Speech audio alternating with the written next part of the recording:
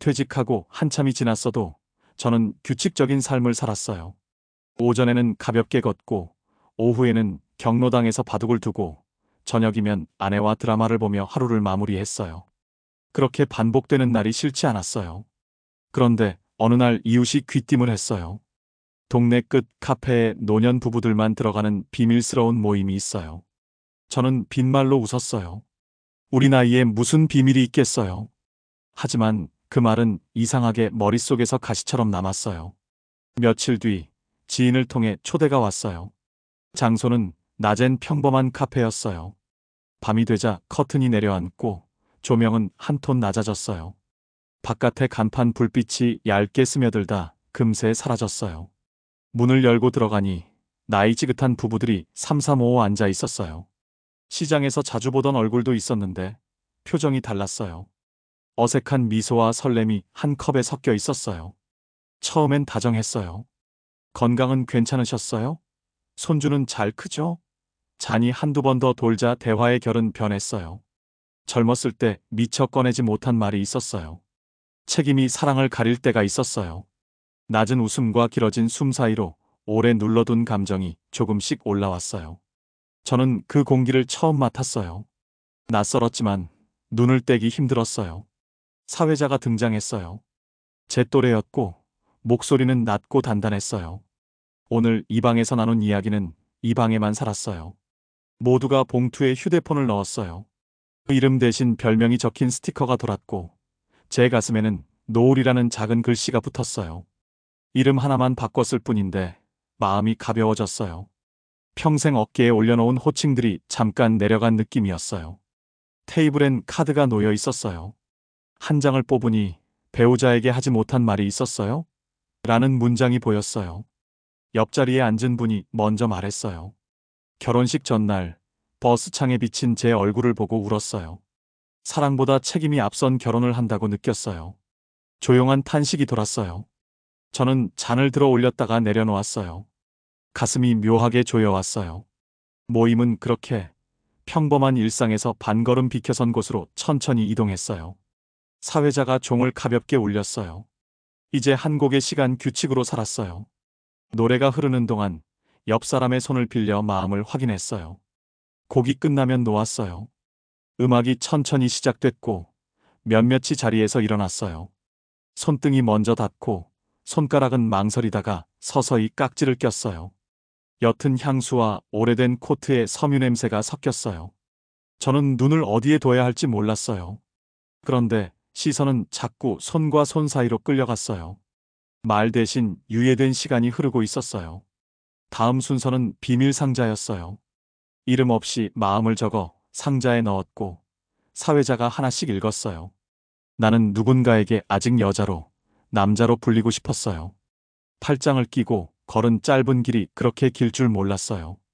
글자 사이로 오래 묵은 공기가 흘렀고 누군가는 눈을 감았어요. 제가 뽑은 카드는 마지막으로 설렜던 순간이 언제였어요? 였어요. 저는 말했다가 삼켰어요. 퇴직하는 날 악수를 하는데 손끝이 떨렸어요. 기쁨인지 슬픔인지 몰라서 더 떨렸어요. 맞은편 분은 조용히 고개를 끄덕였어요. 손주 돌잔치에서 남편이 제 손을 꼭 잡아줬어요. 그때 심장이 쿵 하고 뛰었어요. 노래가 바뀌자 커튼 근처 좌석에 작은 움직임이 생겼어요. 한 커플이 조심스럽게 자리에서 일어나 커튼 뒤 복도로 사라졌어요. 문이 닫히는 소리가 아주 낮게 울렸지만 아무도 놀라지 않았어요. 약속된 침묵 같았어요. 저는 그 순간 숨을 깊게 들이마신 채 내쉬지 못했어요. 여기서의 선은 어디까지였을까? 선은 어제와 오늘 사이에서 얼마나 옮겨졌을까? 질문이 의자 다리처럼 삐걱거렸어요. 사회자가 일부러 더 밝게 말했어요. 마지막 게임은 첫 문장이었어요. 오늘 집에 돌아가 배우자에게 가장 먼저 하고 싶은 말을 한 문장으로 적었어요. 종이가 돌았고 펜 끝이 잠깐 멈췄다가 움직였어요. 저는 적었어요. 당신 손을 다시 잡았어요. 옆 사람은 적었어요. 당신 눈을 피하지 않았어요. 짧은 문장들이 테이블 위에 놓이자 방 안의 호흡이 고르게 맞춰지는 느낌이었어요. 문을 나서려는 순간 커튼 뒤에서 작은 소리가 났어요. 바늘귀만큼 벌어진 틈 사이로 흐릿한 그림자가 겹쳐 있었어요. 손이 어깨를 더듬었고 어깨가 손을 붙잡았어요. 컵이 맞부딪히는 듯 맑고 짧은 소리가 났어요. 저는 그때 심장이 크게 내려앉았어요. 아주 익숙한 눈빛이 잠깐 제 쪽을 보았어요. 저는 그 눈빛을 알아봤어요. 왜였을까요? 다음 날 정오, 저는 다시 카페 앞에 섰어요. 낮의 햇살은 평범했지만 제 심장은 평범하지 않았어요. 안으로 들어가자 어제의 흔적은 어디에도 없었는데 제 눈엔 모든 것이 겹쳐 보였어요. 그리고 마침내 확인했어요. 커튼 틈 사이에서 스친 그 눈빛의 주인은 제 아내였어요. 순간 온몸이 얼어붙었어요. 반사적으로 외면하고 싶었지만 눈은 떨어지지 않았어요. 아내도 잠깐 제 시선을 받아냈어요. 길지 않은 눈맞춤이었는데 제 지난 세월이 그 사이로 흘러나간 기분이었어요. 저는 자리에서 일어나려다 그대로 앉았어요. 허리가 무너지는 느낌이었어요. 그날 밤 모임은 다시 열렸어요. 저는 도망치듯 또 들어갔어요. 아내는 처음엔 제 옆에 앉아 있었어요. 곡이 바뀌고 사회자가 한 곡의 시간을 말하자 자리는 자연스럽게 바뀌었고 손끝이 머뭇거리다 결국 서로를 붙잡는 장면이 제 눈앞에서 벌어졌어요. 제 손에 들린 잔이 미세하게 떨렸고 술이 가장자리에서 잔금처럼 흔들렸어요. 이제 고백의 시간이었어요. 사회자가 종이를 펼쳤고 아내의 글자가 읽혔어요. 나는 아직 여자로 불리고 싶었어요. 방 안은 조용했어요. 몇몇은 고개를 크게 끄덕였고 누군가는 눈을 감았어요. 그 문장이 제 가슴에 박혔어요. 아내는 내내 엄마였고 며느리였고 할머니였지만 저에게는 오래전부터 여자였는지 스스로도 모르고 살았어요. 저는 언제부터 아내를 역할의 이름으로만 불렀을까요? 노래가 한 곡 더 흘렀고 커튼 뒤 복도에서 문이 한 번 더 닫히는 소리가 났어요. 제 앞에 공기만 더 차가워졌어요. 그때서야 깨달았어요. 어제 무너진 건 모임의 규칙이 아니라 제 삶의 전제였어요. 우리는 서로를 알았다라는 전제가 조용하게 부서졌어요. 저는 더 이상 숨을 고를 수 없었어요. 가슴이 안쪽에서 오래된 장지문처럼 삐걱거렸어요. 사회자가 마지막 안내를 했어요. 오늘의 이야기는 오늘에만 살았어요. 사람들은 고개를 끄덕였고 코트들이 어깨로 돌아갔어요. 저는 움직이지 못했어요. 문턱 앞에서 아내가 한 번 제 쪽을 보았고 다시 시선을 돌렸어요. 저는 속으로 말했어요. 나는 봤어요. 그리고 아직 아무 말도 하지 않았어요. 그 밤 집안의 공기는 낮은 파도처럼 흔들렸어요. 우리는 마주 앉았지만 한동안 아무 말도 하지 않았어요. 제가 먼저 말했어요. 어제 그 눈빛이 왜 거기에 있었어요? 아내는 숨을 고르고 입을 열었어요. 여보, 나는 평생 엄마로, 며느리로 살았어요. 당신 곁에 있었지만 어느 순간부터 나는 이름이 아니라 역할이 되었어요. 그런데도 나는 아직 여자로 살고 싶었어요. 저는 말문이 막혔어요. 분노가 치밀기도 했지만 동시에 제 잘못이 천천히 모습을 드러냈어요. 저는 오랜 세월 아내를 당신이라 부르면서도 그녀의 마음을 확인하지 않았어요. 우리는 아주 오래 이야기했어요. 하지 못한 원망, 숨긴 그리움, 닫아둔 서랍을 하나씩 열었어요. 몇 번 울었고 몇 번 웃었어요. 말이 다 끝났을 때 저는 조용히 손을 내밀었어요. 아내의 손이 올라왔고 손등의 온기가 제 손바닥에 번졌어요. 그 온기가 낯설지 않았어요. 다만 굉장히 오랜만이었어요. 그 후로 토요일 밤을 우리만의 모임으로 만들었어요. 조명을 낮추고 라디오에서 느린 곡을 틀었어요. 한 곡의 시간을 집 안으로 들여왔어요. 곡이 끝날 때까지 서로의 손을 놓지 않았어요. 저는 마음속으로 다짐했어요. 나는 끝까지 당신을 여자라고 불렀어요. 그 말이 제 안에서 천천히 자리 잡았어요. 하지만 이야기는 단순히 봉합으로 끝나지 않았어요. 어느 토요일 약속된 시간에 아내가 늦었어요. 전화를 걸었지만 받지 않았어요. 창밖엔 비가 내렸고 거실 시계의 초침이 유난히 크게 들렸어요. 저는 커튼을 젖혔어요. 길끝 카페 간판이 빗방울 속에서 흐릿하게 깜빡거렸어요. 마음이 요동쳤어요. 이제는 우리 둘의 모임이면 됐다고 했어요. 그런데 왜? 그때 현관문이 열렸어요. 아내가 숨을 가다듬으며 들어왔어요. 저는 물었어요. 어디 다녀왔어요? 아내는 잠깐 눈을 내리깔았다가 말했어요. 잠깐 다녀왔어요. 말끝이 젖어 있었어요. 저는 그 뒤를 묻지 못했어요. 다시는 묻지 않겠다고 약속한 것과 이제는 물어야만 지킬 수 있는 것 사이에서 마음이 갈라졌어요. 아내는 조용히 손을 내밀었어요. 오늘도 한 곡의 시간으로 살았어요? 저는 고개를 끄덕였어요. 라디오를 틀었고 느린 노래가 흘렀어요. 우리는 손을 맞잡았어요. 손끝이 아주 미세하게 떨렸어요. 떨림에 이름을 붙이지 못한 채 곡은 절반쯤 흘렀어요. 그 순간 휴대폰에 알림이 떴어요. 모임에서 나왔던 사회자의 단체 메시지였어요. 다음 모임 공지였어요. 이번에는 배우자와 함께 오지 않았어요. 곡은 두 곡으로 늘렸어요.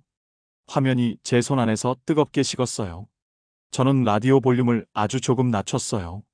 아내는 제 눈을 똑바로 보았어요. 우리는 아무 말도 하지 않았어요. 노래가 끝나가는 동안 저는 마음속에서 둘 중 하나를 선택해야 했어요. 오늘의 이야기를 오늘에만 살게 둘 것인가, 아니면 오늘의 이야기를 내일로 데려갈 것인가. 초침이 한 칸 움직였고 곡의 마지막 구절이 흘렀어요. 아내의 손이 제 손을 꼭 잡았어요. 저는 숨을 고르고 입을 열었어요. 우리 내일. 말이 거기서 끊겼어요. 현관 초인종이 울렸어요. 밤비 소리 위로 또렷하게 겹쳐졌어요. 아내와 저는 동시에 고개를 돌렸어요. 저는 자리에서 천천히 일어났어요. 초인종이 한 번 더 울렸어요. 그 소리가 방 안의 공기를 반으로 가르고 지나갔어요. 손잡이에 손을 올리기 직전 저는 아내를 한 번 더 바라봤어요. 아내의 눈빛이 떨렸어요. 저도 떨렸어요. 그리고 저는 문을 열었어요. 거기 서 있던 사람을 보자 저는 한치 앞도 말하지 못했어요. 그 얼굴은 문을 열자 사회자가 서 있었어요. 우산 끝에서 물방울이 뚝뚝 떨어졌어요. 그는 미소를 지었지만 눈빛은 단단했어요. 노을님, 다음 공지 보셨죠? 오늘은 선택의 밤이었어요. 아내가 제 옆으로 다가왔어요.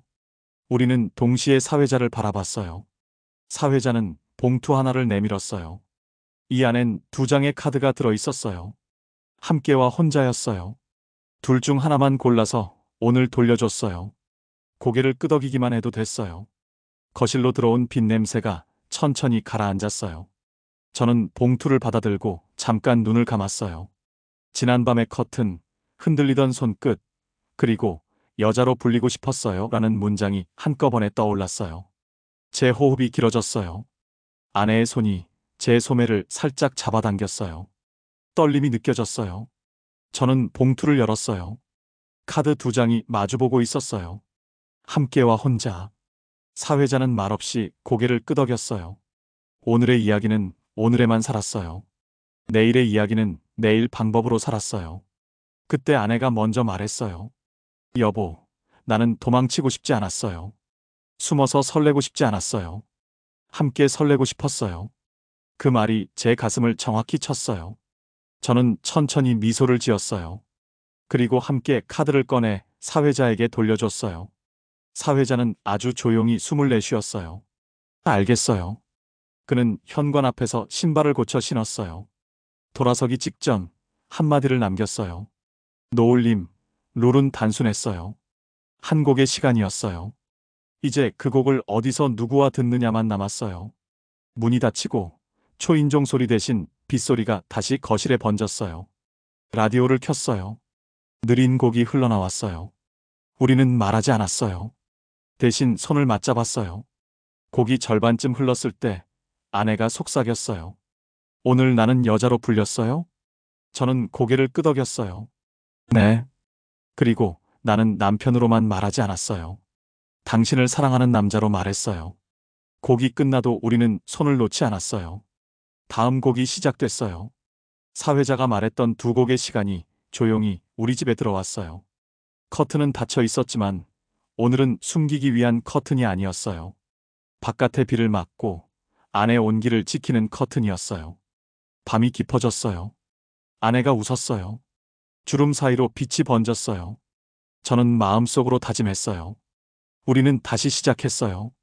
모임은 끝났지만 우리의 한 곡의 시간은 오늘부터 길어졌어요. 그리고 저는 라디오 볼륨을 아주 조금 올렸어요. 빗소리와 음악이 겹쳤어요. 우리는 그 위에 조용히 호흡을 올렸어요. 이야기의 불씨는 꺼지지 않았어요. 다만, 이제부터는 우리 둘만의 방에서 타기로 했어요.